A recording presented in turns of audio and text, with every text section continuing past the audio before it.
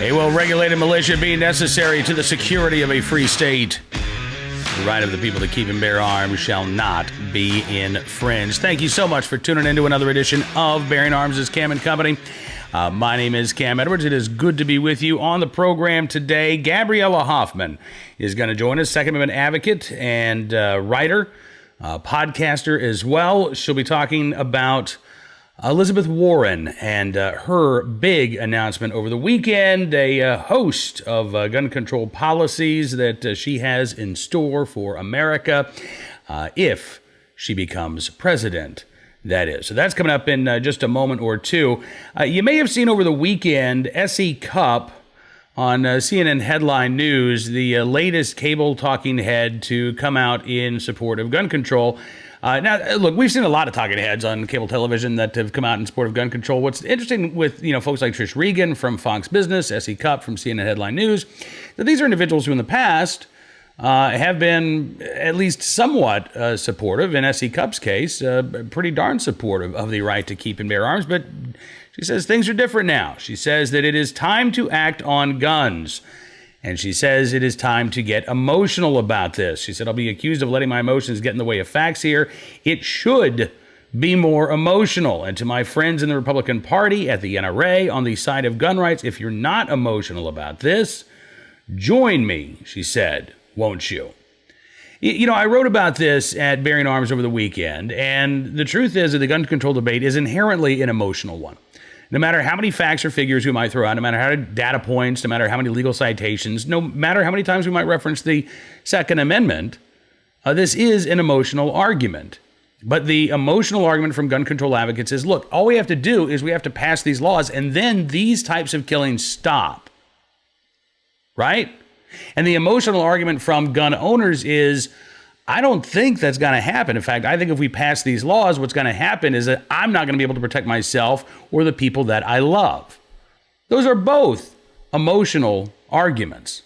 The argument in the debate is not between those who love their kids and those who love their guns. I'm a father of 5. I own more firearms than I have children.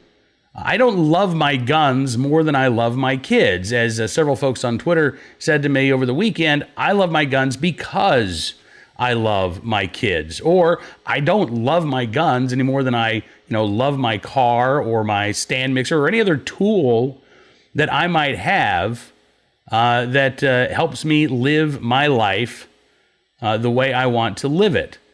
As gun owners, again, most of us, not all of us, but most of us, in this country own firearms for self-defense. If we are gun owners, that's really the primary reason.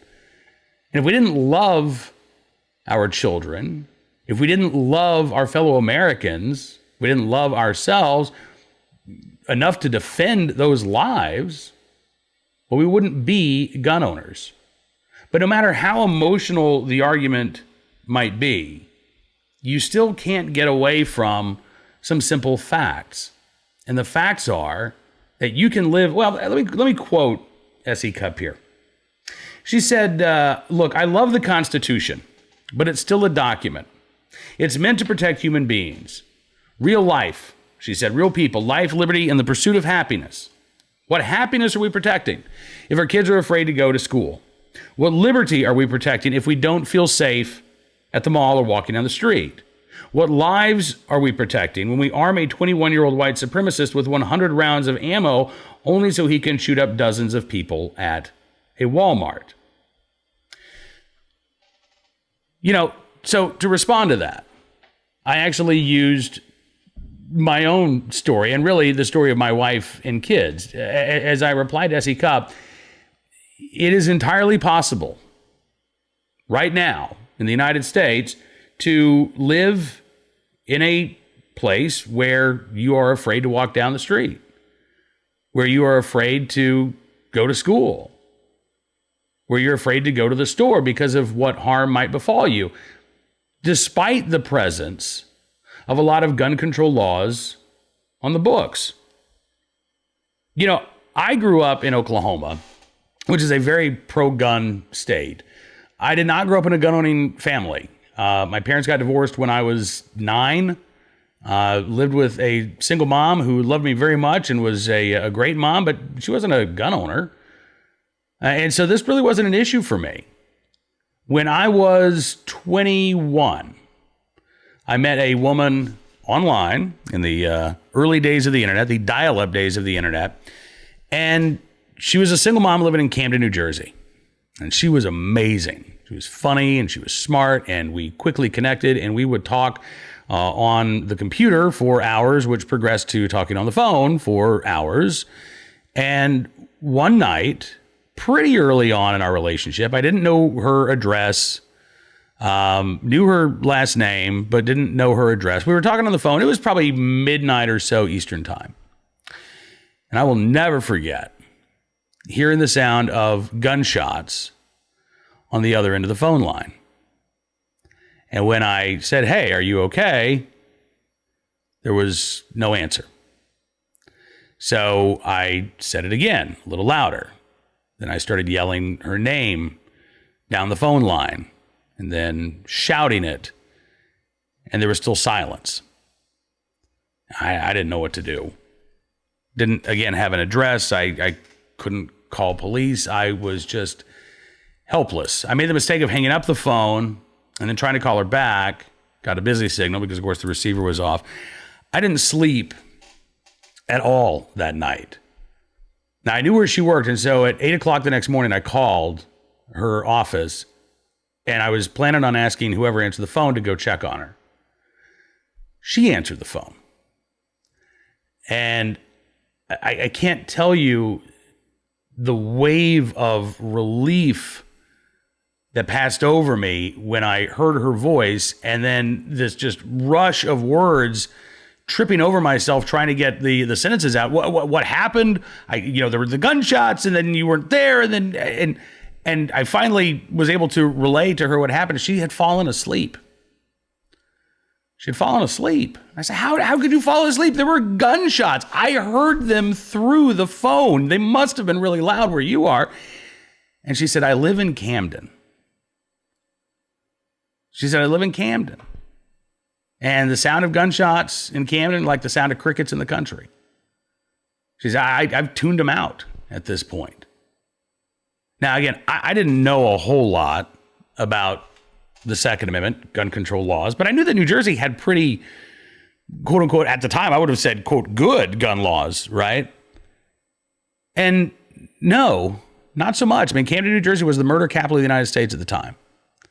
And the gun laws that were on the books prevented people like the woman who became my wife from becoming a gun owner legally, but they didn't do squat to stop those who had violence on their mind, who had evil intentions, who just had no regard for their fellow human beings, for their neighbors.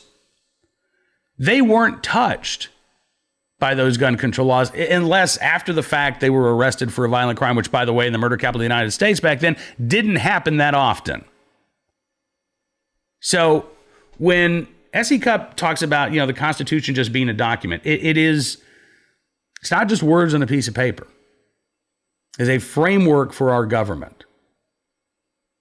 And even back in 1791, we had people who were committing violent crimes. The founding fathers didn't say, geez, we can't make everything perfect, so better take everybody's rights away. The Americans who demanded explicit protections for their right to keep and bear arms in the Bill of Rights knew that, there were going to be people who would abuse gun ownership and commit violent crimes. But that didn't negate their right to protect themselves or their families. The same holds true today. And as I told S.E. Cupp in my piece at Bearing Arms, this debate, to me anyway, is about whether or not any of the proposals that she talked about, magazine bans, quote unquote, universal background checks, raising the age to purchase a firearm, it's whether or not those gun proposals, A, are constitutional. Because that is truly important. That's the fundamental premise. We can't ignore the Constitution on a whim. If you really do believe that the Constitution is outdated, that the Second Amendment is outdated, work to repeal it. Again, we've got a mechanism in the existing Constitution that says, listen, if you guys find something down the road that doesn't fit for you, change the Constitution. But don't pretend that it suddenly means something that it does not. So after the constitutionality, we need to make sure that these laws are enforceable. What is the point of expending political capital to put a law on the books that you can't enforce? And finally, we need to make sure that these laws are effective, and not just effective at stopping people from owning a firearm, because again, that gets back to the constitutionality of this. We need to make sure that these laws are going to be effective at stopping bad actors while not preventing people like a single mom in Camden, New Jersey from protecting herself and her children. Again, these are fundamentally and inherently emotional arguments. That doesn't mean that facts don't have a place, because ultimately, what we're talking about here is legislation. We're talking about putting laws on the books. And when you start writing a law, if you've ever read a piece of legislation, you know the legalese that it is written in. These are very unemotional documents that have the force of law. So at some point, you want to have this emotional argument. You want to have the emotional debate. Great, I'm right there with you. I can do that. But when we start talking about laws on the books, we've got to be willing to look at the facts. And sadly, as we've seen, we have a lot of opinion makers, we have a lot of politicians, we have a lot of Americans who are not interested in looking at the facts. They are looking for feel-good measures, for soundbite solutions, for politicians to, quote, do something, as opposed to doing something that works. And one of those politicians, as I mentioned, Elizabeth Warren, she released a laundry list of gun control items that she says she would put in place if she becomes president, both through executive action and through legislation. Now, she does acknowledge, by the way, that this legislation that she is proposing is so big and bad that she says you have to nuke the filibuster in order to get this through. No more 60 votes. Just 51 votes, and then we can have things like, a federal gun licensing program. Yeah. She says states with strict licensing requirements experience lower rates of gun trafficking and violence. She says a license is required to drive a car, which, by the way, is not a constitutional right. And Congress, she says, should establish a similarly straightforward federal licensing system for the purchase of any type of firearm or ammunition. And interestingly enough, we've talked about this at Bearing Arms, too, over the last couple of weeks. There's a researcher at Johns Hopkins Bloomberg School of Public Health. Her last name is Cravasi. And she makes the point that states with restrictive licensing laws see lower rates of gun ownership overall. That's what these licensing laws are all about. Putting enough barriers in place that some Americans, law-abiding Americans, not lawbreakers, not bad actors, but ordinary Americans who want to exercise their Second Amendment rights will decide not to, because of the burden and the barriers that they face to do so. So gun licensing laws, in my opinion, are designed to lower the rate of legal gun ownership. Now, if you've got a law on the books that is designed to prevent or prohibit or inhibit Americans from exercising their constitutional rights, another word for that is tyranny. Elizabeth Warren also says she wants to require universal background checks. We've talked about this before. She says increasing taxes on gun manufacturers. Yeah. Since 1919, she says, the federal government has imposed an excise tax on manufacturers and importers of guns and ammunition. Handguns, she says, taxed at 10%. Other guns and ammunition taxed at 11%. She says these taxes raise less in revenue than the federal excise tax on cigarettes, domestic wine, or even airline tickets. And she says it's time for Congress to raise those taxes up to 30%. 30% on firearms, 50% on ammunition. She says both to reduce new gun and ammunition sales overall, and to bring in new federal revenue that we can use for gun violence prevention and enforcement of existing gun laws. So again, let's price people out of a right. Now, where does Elizabeth Warren think that the tax increase is going to fall? Is it going to fall in the 1% that she rails against all the time? Nope. They can probably absorb a hike in taxes on firearms and ammunition. The people who would be hurt the most by Elizabeth Warren's proposal, the people that she talks about, again, less gun sales, less ammunition sales, who would be buying fewer firearms and ammunition? Lower income Americans. At least some of whom may be good people in bad neighborhoods who want to be able to protect themselves and their families. And they would be prevented from doing so because Elizabeth Warren has priced them out of exercising their rights. It's absolutely unbelievable. She doubled down on this, by the way. She was in Iowa over the weekend. They had a gun control forum there. And she wrote, increasing taxes on gun manufacturers will reduce gun and ammunition sales and bring in new federal revenue that we can use for both gun violence prevention and enforcement of existing gun laws. Together, we can hold our gun manufacturers accountable. Look, raising taxes on firearms manufacturers. Now, it should be noted, by the way, that there are some proposals that would specifically target fire manufacturers, but this proposal isn't really one of them. This proposal targets Americans trying to exercise their rights. And join us to talk about this right now, very pleased to have with us Gabriella Hoffman here on Bearing Arms' Cam & Company. So, Gabby, Elizabeth Warren says she wants to raise taxes on firearms and ammunition, and she says one of the results that she knows will take place is there'll be fewer Americans actually purchasing firearms and ammunition. I mean, she's trying to price people out of a right. Yeah, it's very preposterous, but not surprising to see this type of stuff happening. Anytime I feel that taxes are levied on goods or services, it doesn't usually go well. And we saw this when our country broke away from Britain way, way, way back in the day. So I think that's a very impractical solution, but it's typical in line with her political philosophy. And a lot of people are saying, well, if you levy taxes on guns, it'll reduce the likelihood of people using it for bad purposes, much like they equate to tobacco and tobacco usage. However, you cannot lump those two together because guns and gun rights are protected under the Second Amendment, and you can't. It's apples and oranges. You cannot compare the two there. Absolutely. But I think it's another way to obfuscate and ignore the problem, the root of the problem.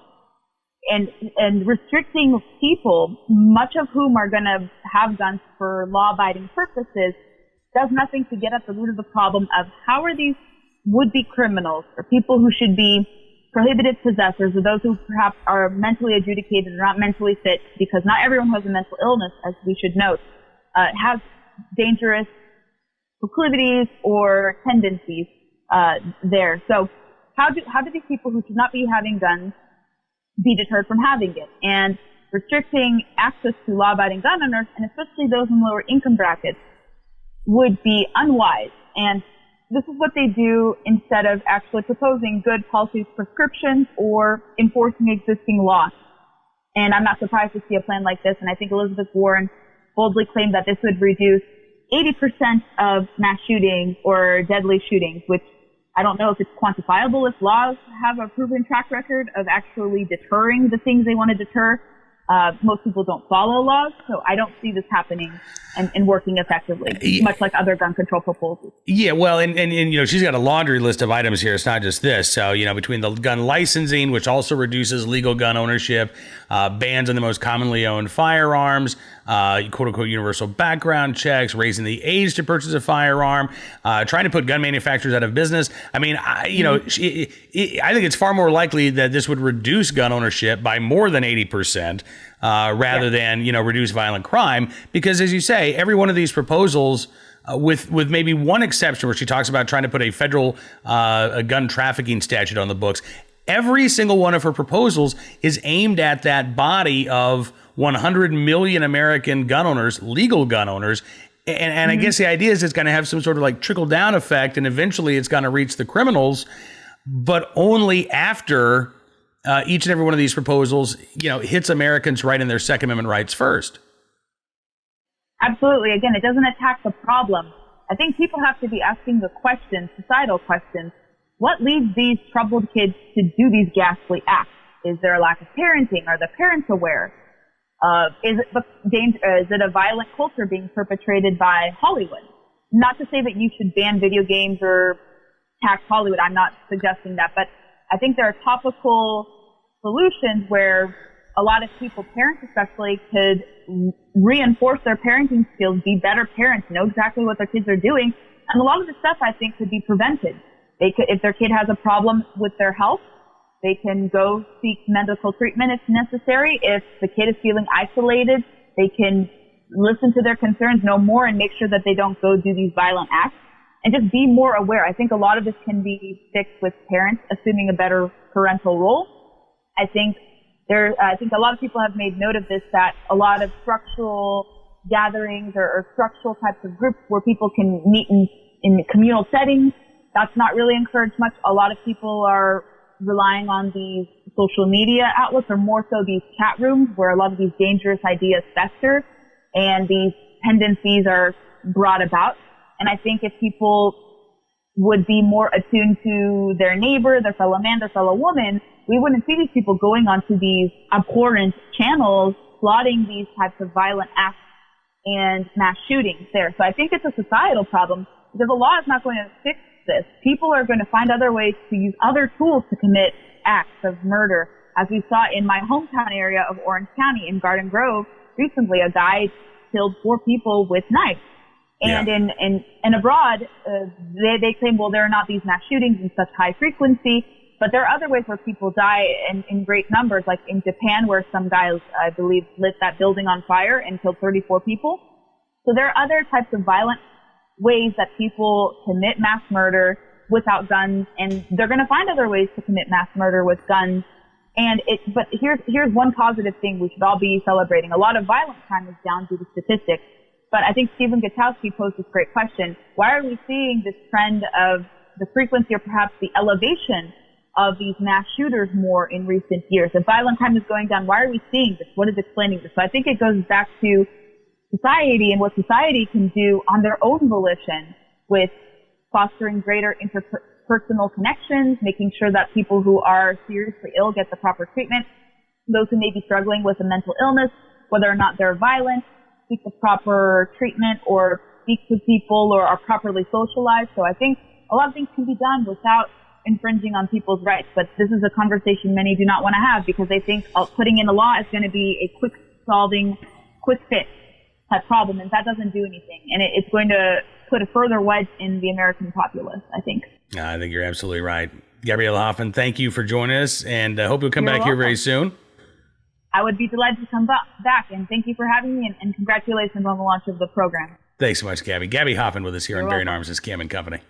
You know, it should be noted as well that the city of Seattle a couple of years ago passed a increase in taxes on firearms and ammunition, again with the intended goal of, we're going to get all this money and we're going to use it to help reduce gun violence.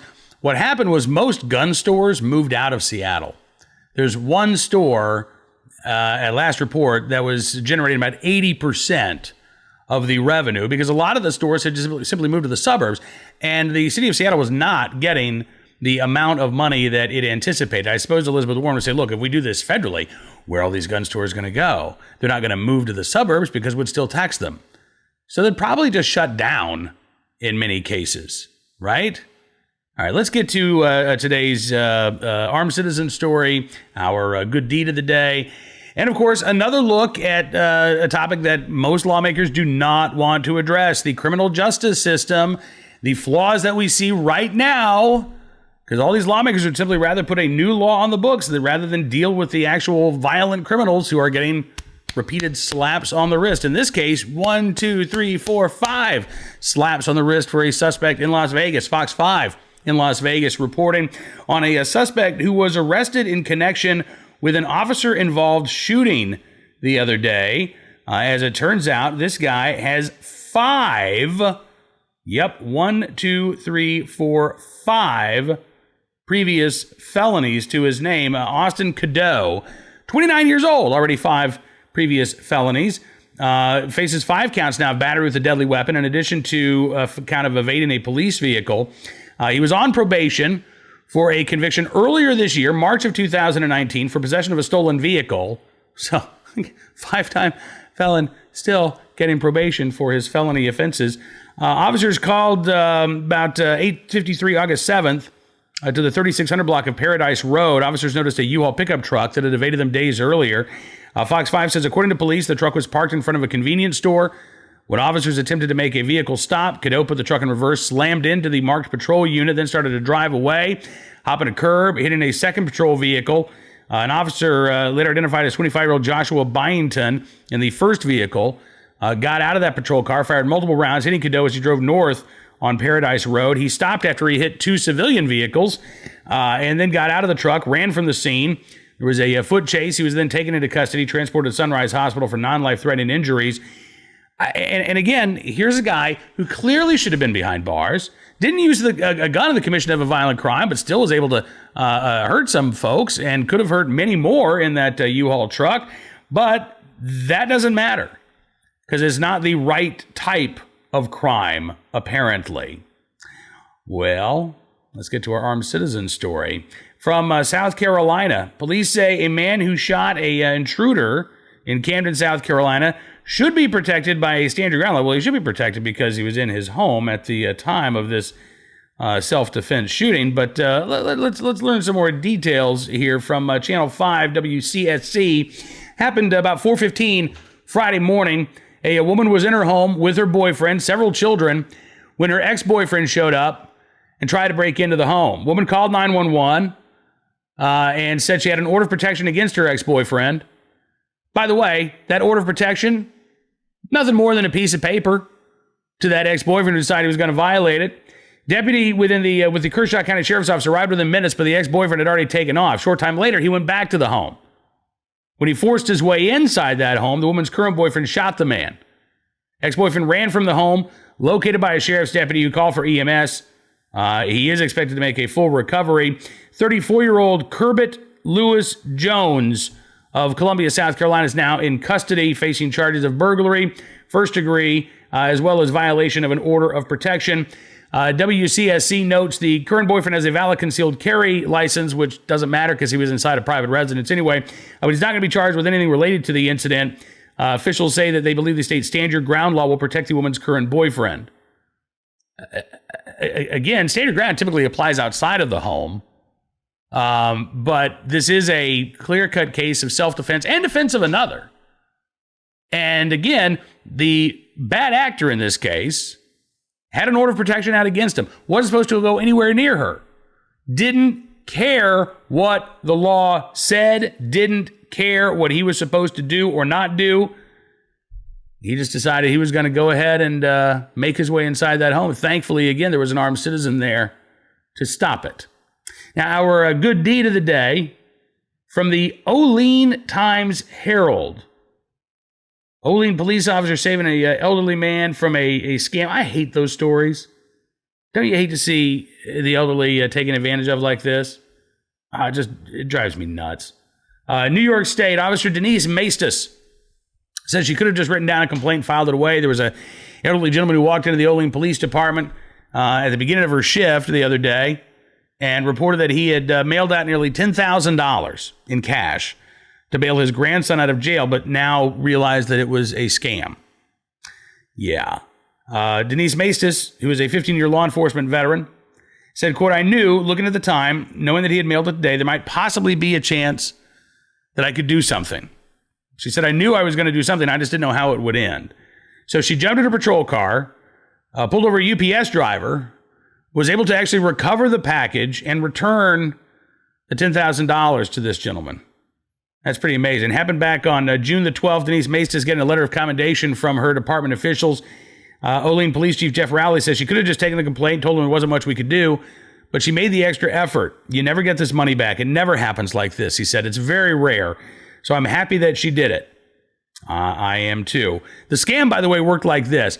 The elderly gentleman got a phone call saying, hey, your grandson was arrested for drunk driving in another state. He needs to bail out, have some money to get bail. If you could put $9,800 in a magazine and then just mail this magazine to a specific address, I'll make sure that, your grandson gets it and he can be on his merry way.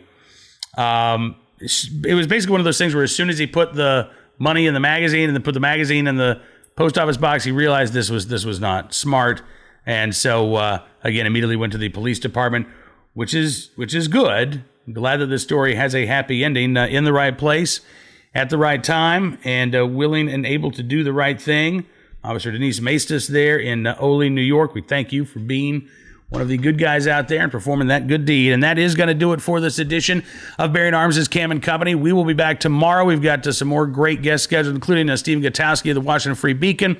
Also, Dr. Dennis Petruccelli, forensic psychiatrist, going to join us talking more about red flag laws. In the meantime, make sure you're following bearingarms.com on all the socials. You're visiting the website multiple times a day because we are constantly refreshing with the latest Second Amendment news and information.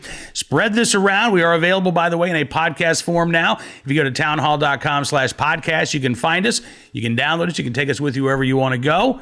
We thank you, as always, for being a part of the program, and we'll see you here soon with another edition of Bearing Arms' Cam and Company.